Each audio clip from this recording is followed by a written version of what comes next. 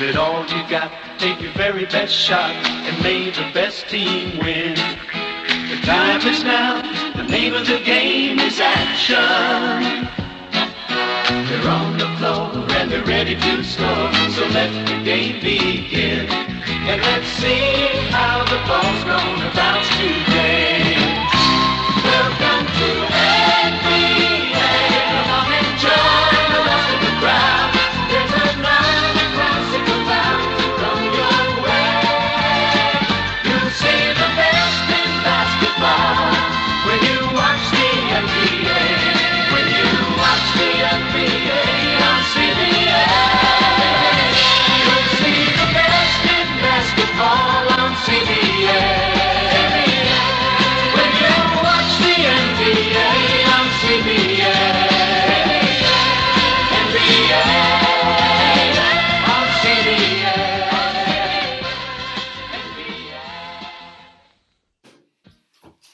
Buenos días, amigos de la T del baloncesto. Hoy vamos a hablar de un equipo estratosférico, de algo realmente espectacular. De un equipo que sí, podría haber competido con el Dream Team de la NBA en aquel año 92, si no fuera por la fatídica y la terrible y desgraciada guerra de los Balcanes. Vamos a hablar de la Sinfonía del Baloncesto, de la Yugoslavia del año 89. Aquel equipo, sin duda, es el equipo que yo mejor he visto jugar al baloncesto. ¿Y por qué por delante del Dream Team? Porque, como dijimos en el capítulo anterior, el Dream Team nunca llegó a jugar ni un 50% de su capacidad, no les hizo nunca falta. Sin embargo, aquella Yugoslavia del 89 sí que se empleó en muchas ocasiones al 100% y fue algo celestial para la vista, fue el baloncesto perfecto. Era el baloncesto en su máxima expresión, con una capacidad de talento desarrollado en la cancha de una forma sin igual y posiblemente nunca antes vista. Si nos ponemos a pensar un poco en aquel equipo, era la máquina perfecta. La máquina perfecta estaba engrasada de una forma perfecta, dirigido siempre por el Mozart del baloncesto, por el más grande, por Dražen Petrović. Aquel equipo contaba con Dražen Petrović, Radja, Divac, Kukoc, Svod, Paspalic, Danilovic, Brankovic, Radulovic, entre otros, y dirigidos por el gran zorro Dusan Ivkovic. Aquel equipo hizo las delicias, y en aquel europeo de Zagreb, donde la final derrotó a la Grecia de Nikos Galis, se pudo ver quizás el juego más bonito y atractivo de la historia del baloncesto europeo y uno de los más grandes de la historia del baloncesto mundial. Aquel equipo era la máquina perfecta, era, como hemos dicho, una sinfonía de baloncesto. Lo tenía todo. Todos eran grandes pasadores, vamos a odiar siempre a Brankovic, eran todos grandes pasadores, todos podían correr la cancha, ya midieras 2'12 como Divac, o midieras 2'8 como Dino Radja, o midieras 2'7 como Kukoc, que eran sus principios, podían correr la cancha, como Paspal con 2'10, era un equipo con una profundidad asombrosa. Otro joven, Danilovic, con 2'01, podía correr también la cancha. Todo el mundo pasaba perfectamente, todo el mundo corría y todo el mundo tenía un tiro bestial. Ya no hablamos de Dražen Petrović, hablamos de Danilovic, hablamos de Toni Kukoc, hablamos de Zdok, hablamos de Radulovic. Incluso en el torneo Dino Radja anotó varias veces tiros de 3 puntos. Era un equipo perfecto y perfectamente embalsamado por el gran Dusan Ivkovic. Eso se convirtió en una máquina de jugar al baloncesto, en una delicia, en algo, como he dicho, celestial para la vista.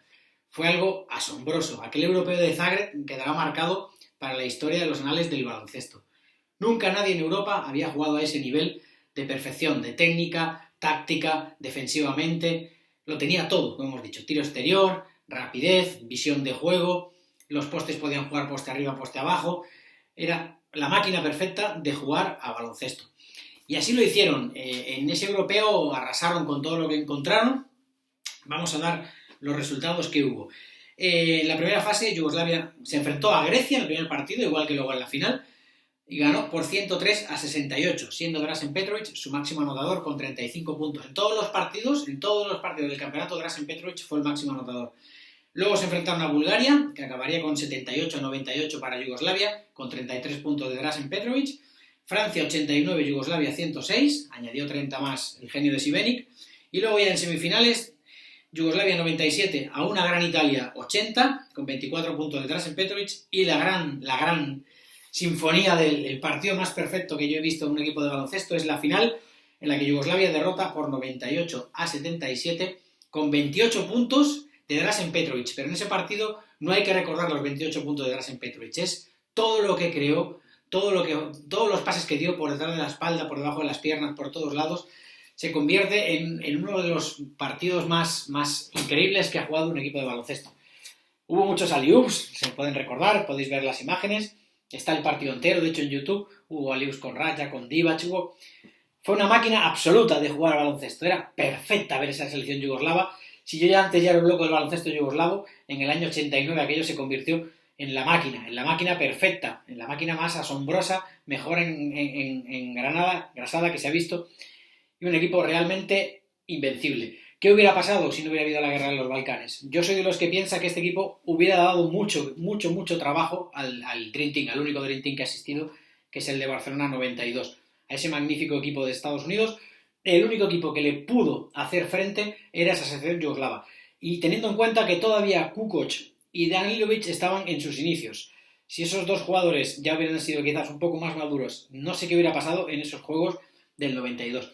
Va a ser un placer enseñar una camiseta de Yugoslavija, aquí la tenéis, y con el número 4, con el que empezaba Dražen Petrović en esa selección, y aquí tenemos un gran homenaje para el mejor, para Dražen, y para el equipo que mejor baloncesto ha desplegado en la historia de Europa y muy posiblemente del mundo.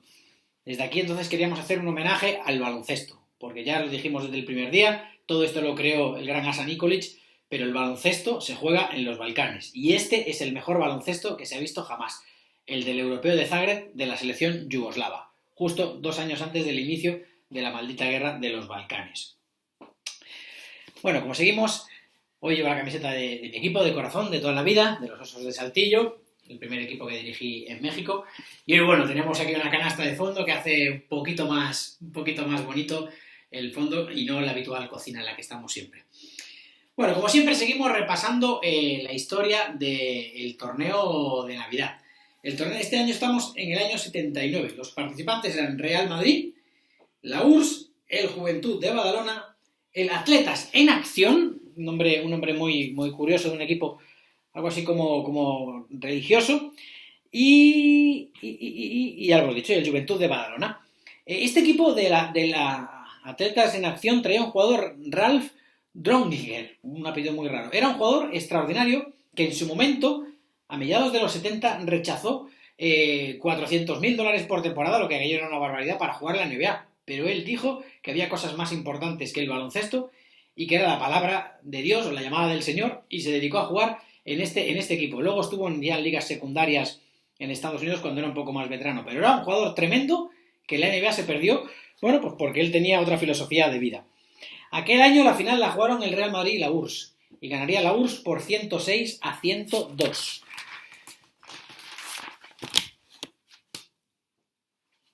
En la final, el Real Madrid serían los anotadores Corbalán 10 puntos, Bravender 28, Walter 8 puntos, sería el último año de Walter Serbiak, aquí Walter ya estaba jugando en este año solamente competición europea, ya no jugaba en la liga, Ruyan 18, Randy Meister 18, Romay se quedó sin anotar, Llorente 10, Prada 4 y Turriaga 6. Por la selección rusa, Eremin seguiría hasta los 14, Tarakanov 32, Minskins 14, Jovaisa 4, Zigili, que no sé quién es, 10, Daurin 24, Miloserov 4 y Kapuskin 4. Enden se quedó sin anotar. Era una selección rusa un poco más desconocida de lo habitual. Pero ya que hablamos de Walter Serbiak, que ese año, aparte de estos 8, en el partido contra la Juventud anotaría 26 puntos y en el partido contra Atletas en Acción se iría hasta los 22. Así todo, todavía era un jugador que tenía mucho que dar. Por algunas razones el Madrid decidió dejar de contar con él el año siguiente, lo cual fue bastante extraño. Pero bueno, hay una entrevista por ahí muy chula que habla hace poco explicando un poco en lo que él piensa que fue el motivo de su salida. Yo se la recomiendo a todo el mundo. Vamos a recordar a un jugador muy especial. Vamos a recordar al primer gigante de la Unión Soviética, porque todos conocemos a los grandes jugadores de la Unión Soviética, a las torres, todo el mundo empieza a hablar de gigantes a partir de Tachenko, luego viene Sabonis, Pues el primer gran gigante de la Unión Soviética se llamaba Vladimir Andreyev y era un jugador que en los años finales de los 60, principios de los 70 estaba en 2,15, pero que solamente pesaba 90 kilos. Era un jugador zurdo, algo tosco en sus movimientos, pero era un buen jugador.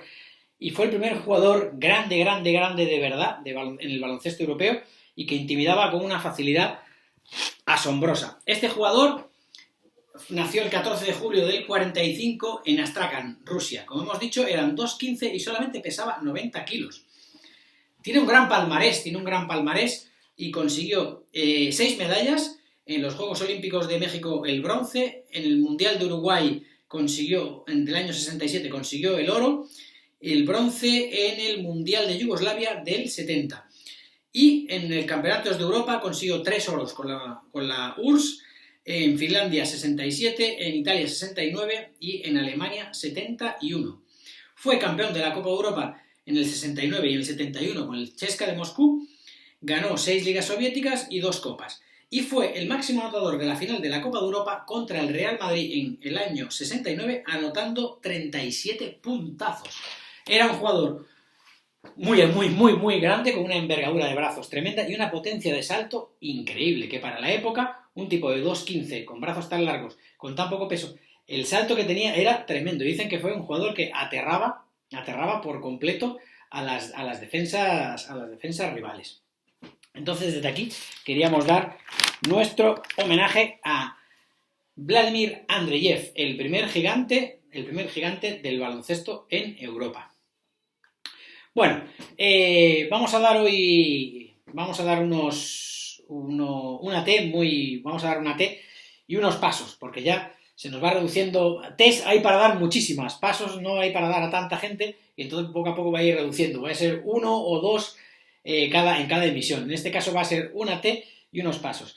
La primera es muy evidente. Hablando del gran baloncesto yugoslavo y del año 89, a su seleccionador, Dusan Ivković, el zorro. Tuve la ocasión de conocerlo, la alegría de conocerlo, gracias a mis visitas a Zeljko Obradović cuando entrenaba el Panathinaikos. Él en esos momentos estaba en el AEK Atenas. Fue un gusto conocerlo, es un personaje tremendo en el que da gusto hablar de baloncesto con él. Un personaje que impone un respeto, su sola presencia y su voz, la forma de hablar impone un respeto tremendo, pero es un tipo con un sentido del humor espectacular y sobre todo le gusta comer mucho.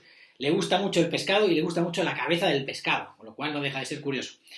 Le vamos a dar una T, primero, por lo grandioso entrenador que es y por el personaje que es. Segundo, igual que le dimos unos pasos a Bukov el día anterior por ser incapaz de suministrar el talento y de aprovecharlo, ese talento que él tuvo en el 89 lo supo aprovechar mejor que nadie para crear un equipo asombroso. Por eso le vamos a dar una T. Y también porque me regaló en su día esta bufanda del AEK Atenas, en estas visitas que hice a Atenas para ver a Zeljko Obradović entrenar para Panathinaikos. El día de esa comida que asistí me regaló una bufanda de la AEK Atenas, la cual guardo con un tremendo cariño. Pues de aquí, una T muy grande a uno de los más grandes, a uno de los grandes maestros, a Dusan Ivković. Y los pasos. Hoy los pasos se los vamos a pitar a un par de hermanos, pero especialmente a uno, a Ed O'Bannon. Ed O'Bannon fue el mejor jugador de la NCAA en el año 95 y All-America. Era un jugador increíble, con una zurda tremenda. Todo el mundo hablaba de Ed O'Bannon, de los hermanos O'Bannon, pero sobre todo de Ed O'Bannon, más que de Charles, de Ed O'Bannon. Pues Ed O'Bannon, una vez que llegó a la NBA, entre el 95 y 98, jugó nada más y nada menos que en 1, 2, 3, 4, en 5 equipos. No destacó nunca, jamás.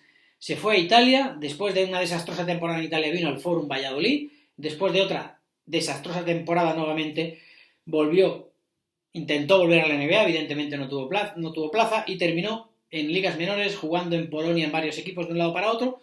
Nunca se supo nada más de los hermanos O'Bannon, que prometían todo, que tenían un talento descomunal y que nunca llegaron a nada. Pero sobre todo llama la atención Ed O'Bannon. ¿Por qué? No se sabe, pero desde aquí le queremos mandar unos pasos tremendos a Ed O'Bannon porque se perdió un talento descomunal y nadie sabe por qué.